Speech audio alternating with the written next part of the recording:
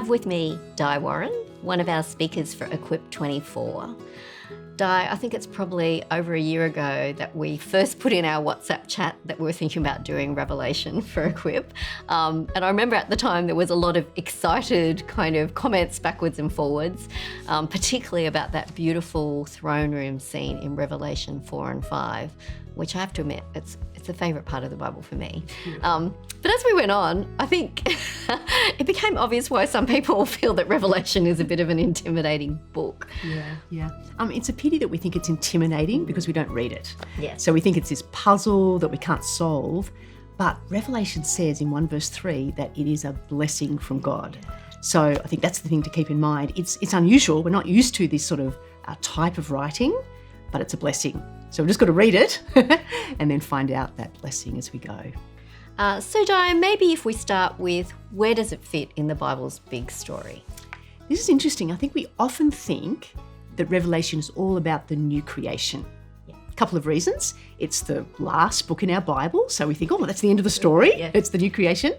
Secondly, whenever we say that the Bible is one big story, we say it goes from Genesis to Revelation, from creation to new creation, which again sounds like Revelation is all about the new creation. And then probably the most famous verse in Revelation is 21:4, which says, God will wipe away every tear. There'll be no more death or mourning or crying or pain. It's describing the new creation. It's beautiful. And so again, we think, oh, that's Revelation. But that's only the end of Revelation. Actually, most of Revelation is about now, right now in human history. It's about living between Jesus' first and second coming. And so the key verse is really 1:9, which says, John says, I'm your companion in the suffering and kingdom and patient endurance that are ours in Jesus. So it's all about living now with patient endurance. So the other thing that I think we find tricky about Revelation is that it's quite an unfamiliar style of literature. Absolutely. It's uncommon even in the Bible. It is. And in fact, in chapter 1, it describes it 3 different ways. It says it's an apocalypse, it's prophecy, and it's a letter. Letter's okay. Letter sounds the most familiar. Apostle Paul, writing to Galatians or Ephesians, so we know that it's a real person writing to real churches. It's historical. That's a letter. Prophecy, well, that's really about God calling back his people to obedience. Yeah, we often think prophecy is about a future prediction. Yeah, no, but it's the response that matters. Are we actually going to be obedient to what we hear? So that's prophecy. But apocalypse is the one that is unfamiliar, right? Now, apocalypse, that's the first word in Revelation, the revelation of Jesus Christ, revelation from Jesus Christ. Revelation just means unveiling. So we're seeing something that we can't normally see with our eyes. Now, we could say, well, the whole Bible then is revelation, God's truth to us that he's revealed to us. And at different points in the Bible, obviously we find out that Jesus is the final revelation, the final word. So really, he's the apocalypse. And at different times in the Bible, we get a little window into the spiritual realm. Actually get to see things that we don't normally see, like in 1 Kings 6, they're scared about the enemies around, and God lets them see a heavenly army that's protecting God's people. Or Daniel's got a few. Got lots. So remember, there's the fiery furnace, and Nebuchadnezzar gets so scared because he says, I put these men in there, there's another one there. Who's that fourth one? And then there's the writing on the wall. In Daniel 5, exactly. So you're getting this little picture, and really that's the whole gospel story. When you see Jesus, you're seeing a window into a world we cannot normally see. Like, who can actually calm a storm with his words or raise someone from the dead? So we're seeing the bigger picture, the spiritual realm. But in the Bible, sometimes there's whole books or passages that are dedicated to what we call apocalyptic writing. It's a certain style, and it's a special way of giving us a little window into the spiritual realm. They have lots of common things, don't they? Lots of common things, exactly. Like, it's usually a sort of battle language often. There's a heavenly creature, an angel who gives a vision, and then the person is told to write it down. There's obviously symbols and there's numbers. So this is called apocalyptic writing. And, we've got it back in Daniel 7-12. We've got it in Zechariah 1-6. But the book of Revelation is the whole book dedicated to this style, apocalyptic writing. Now, the images, I mean, the great thing about images is that you can sort of understand them as they are, Yes, right? yes. I mean, they're dramatic, exactly. Yeah, that's like right. there's a 10-horned beast, right? And you know, oh, I don't want to meet. You know how to respond to that. Exactly. Without too much background. Exactly. But if you know Daniel, you've already met the 10-horned beast. So you can make these lovely connections, what we call allusions. So the more Old Testament you know, the more you just notice things in Revelation. Makes it more rich. However, interestingly with Daniel, it's not just allusions that matter, little matchups. It's actually the contrasts that are really profound. So the differences. Exactly. So similar image, but something different. Yes. Yeah. So in Daniel, at the end, Daniel 12, there's a scroll. And Daniel is told he cannot open the scroll. It's God's plans and they cannot be brought to fulfillment. It's sort of locked up. But in Revelation 4 and 5, there is the worthy Lamb who can open the scroll, and then God's plans can come to fulfillment, which is what the rest of Revelation is about. All of chapters 6 to 21 are really about the opening of the scroll. And so there's another big contrast in Daniel, which is Daniel's all about, it keeps saying these plans, the things that, Daniel interprets, say, for Nebuchadnezzar, they're things in the sort of far off future. But Revelation says, no, now the scroll has been opened. Yes. Now it's what must soon take place. It's all imminent, God's plans.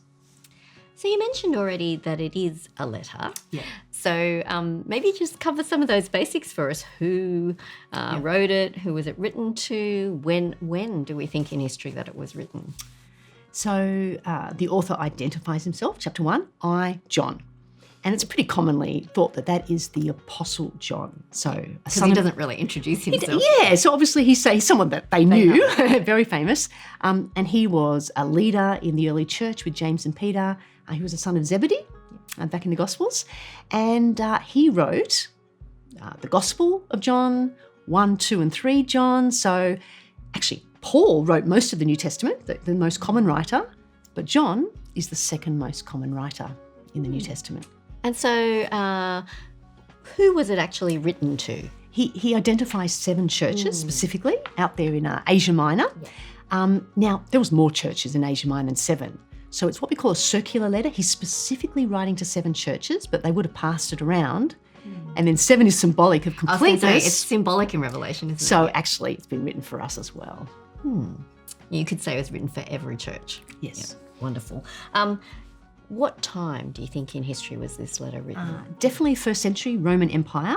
So during John's life, obviously. Exactly. Maybe the end of Nero, Emperor Nero, sort of AD 60s, but probably the end of Domitian, Emperor Domitian, AD 90s. But either way, a really hard time to live as a Christian, very oppressive Roman Empire, imperial cult, worship of the emperor. So yeah, hard time. Yeah, there was a little coin from Domitian's time that has a figure with 7 stars surrounding its head, and that does come up in Revelation. It certainly does, but used a very different way. Yes, exactly. Okay, so I think one of the things that I found most helpful as we worked through the book of Revelation was actually sorting out the structure of the 22 chapters. Yes. So can you talk to us a bit about that? I know it's controversial. There's lots of. It took me a long time to work out that bookmark. People really like this one. So, one person came up with 7, lots of 7. So you divide it into 7 sections, and each of those has 7 things. It's clever and nice to look at, but and maybe. Another one is 4. So you divide it up by every time it says John was in the Spirit. But my favourite is more trying to work out thematically how it fits together. There's a little bit more structure. So basically we have the beautiful introduction and the conclusion, which match up. So we have chapters 1 and 3, and then we have the end of chapter 22. And so we move from Jesus' words to the 7 churches, hold on, and then we move to the end, Jesus' final word, which is, I am coming soon. And that beautifully frames the book. Now, everything in between is really reasons for hope. And we have this incredible contrast between chapters 4 and 5 is a vision of heaven right now, and it is God and the worthy Lamb. Whereas chapters 21 and 22 is another vision of the new creation, and it is God and the Lamb and now the church. Incredible, that movement. Now, in between 6 to 20 is probably the hardest part to read. It's cycles of judgment.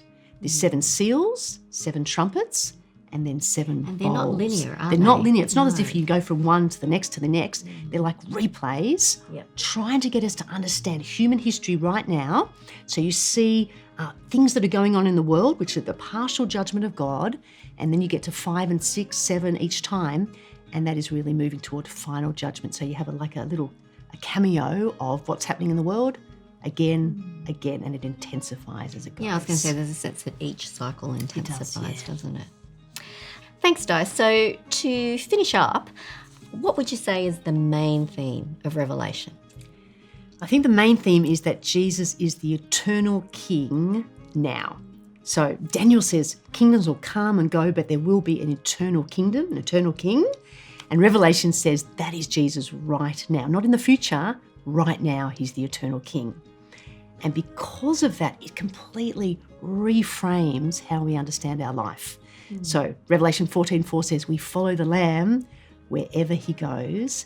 And there's a call to patient endurance throughout the letter, because if you understand Jesus, he's the King now, he's going to return and bring the new creation, then that is what strengthens us to patiently endure. Thanks very much, Di.